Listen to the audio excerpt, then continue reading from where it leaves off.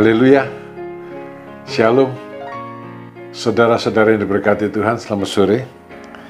Hari ini saya ingin mengajak saudara belajar dari Yerobeam.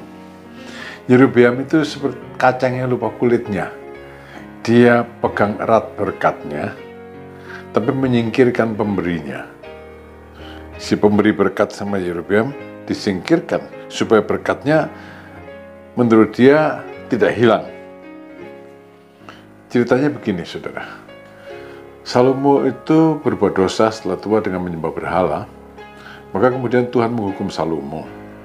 Kerajaannya terpecah menjadi 2. 10 suku yang di utara memisahkan diri. Sedang untuk Rehabeam anak Salomo ada suku Yehuda, Benyamin, dan sebagian suku Lewi. Yang 10 suku di utara itu oleh Tuhan diberikan kepada Yerobeam, mengangkat Yerobeam menjadi raja atas 10 suku Israel. Saudara, menjadi raja itu pemberian Tuhan. Saya pikir dengan anugerahnya begitu besar, maka Yerobeam menjadi orang yang makin beriman, setia, akrab, dan mengasihi Tuhan. Ternyata sikap Yerobeam itu berbeda. Karena Yerobeam takut kehilangan berkatnya, kerajaan yang 10 suku ini, yang disebut kemudian sebagai kerajaan Israel. Dia takut kehilangan kerajaan itu, dan karena itu dia malah membuang Tuhan yang memberikan berkat itu. Kacang lupa kulitnya. Kenapa? Dalam 1 Raja-Raja pasal 12, ayat 26 sampai 30,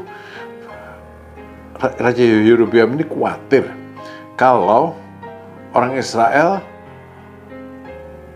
setiap tahun 3 kali berkunjung ke Yerusalem untuk merayakan hari raya karena di sana ada bait Allah, lama-lama akan meninggalkan dia, kembali kepada kerajaan Yehuda, meninggalkan Yerobeam dan bahkan mungkin membunuh Yerobeam. Yerobeam takut. Lalu sesudah menimbang-nimbang, raja ini membuat 2 anak lembu jantan dari emas, dan ia berkata kepada rakyatnya, "Sudah cukup lama kamu pergi ke Yerusalem, hai Israel. Lihatlah sekarang Allah-Allahmu yang telah menuntun engkau keluar dari tanah Mesir." Lalu ia menuntun lembu yang satu di Betel dan yang lain ditempatkannya di Dan. Maka hal ini menyebabkan orang berdosa, sebab rakyatnya pergi ke Betel menyembah patung yang satu, dan ke Dan menyembah patung yang lain. Saudara, ini kan perbuatan yang sangat aneh dan bodoh. Dia terima kerajaan dari Tuhan. Mereka panggil Yahweh, Adonai. Saudara, dia terima kerajaan itu dari ini. Tapi sekarang dia bikin anak lembu emas dari, ditaruh di Dan dan di Betel. Orang Israel disuruh menyembah anak lembu emas ini dan bilang, inilah Allah-Allah yang memimpin kamu keluar dari Mesir. Ini kan pikiran yang aneh, yang tidak masuk akal. Tidak masuk akal. Dia tahu Tuhan yang memimpin, Yahweh. Tapi sekarang dia bikin anak lembu emas menggantikan Yahweh. Ini aneh. Pikirannya tidak masuk akal. Tapi lebih aneh, yang punya sikap seperti Yerobeam itu banyak sekali, saudara. Banyak orang Kristen yang setelah diberkati justru kemudian begitu terikat pada berkat yang telah diterimanya, memberhalakan berkat yang telah diterimanya, seolah-olah berkat itu kekayaan, kedudukan, karir, seolah-olah menjadi segala-galanya, memberhalakannya seperti anak lembu emas diberhalakan oleh Yerobeam, lalu meninggalkan Tuhan. Tragis. Tapi saya jumpa banyak orang yang seperti itu. Seharusnya orang yang sukses selalu mengingat dan menyadari, dari Tuhan aku menerima segala sesuatu yang ada padaku sekarang. Kehidupan, kehidupan itu dari Tuhan. Kalau Tuhan bilang mati, ya mati toh. Keluarga, karir, kedudukan, kekayaan, semua kemuliaan dunia ini Tuhan berikan dengan mudah. Tapi kita harus ingat baik-baik, semudah Tuhan memberikannya, kalau Tuhan mau menghilangkan ya mudah juga. Kalau Tuhan mau menghilangkannya itu tidak sulit.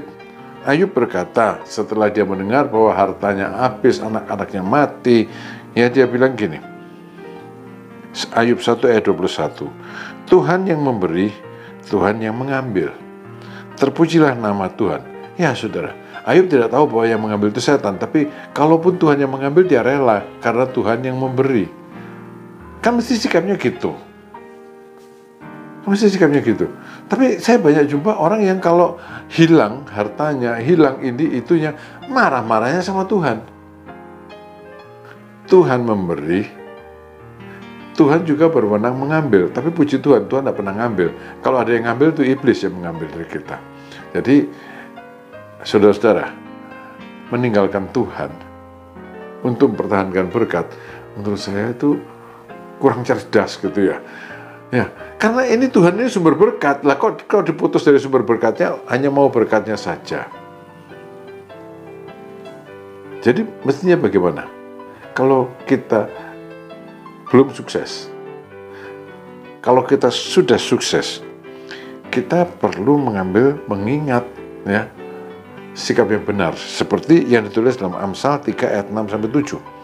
Akuilah dia dalam segala lakumu, maka ia akan meluruskan jalanmu. Janganlah engkau menganggap dirimu sendiri bijak, takutlah akan Tuhan dan jauhilah kejahatan. Makin sukses, makin mengakui ini dari Tuhan. Lalu karena itu aku hidup takut akan Tuhan. Lalu aku menjauhi kejahatan. Makin diberkati, makin akrab dengan Tuhan. Soalnya pemberi berkat itu Tuhan. Ya toh?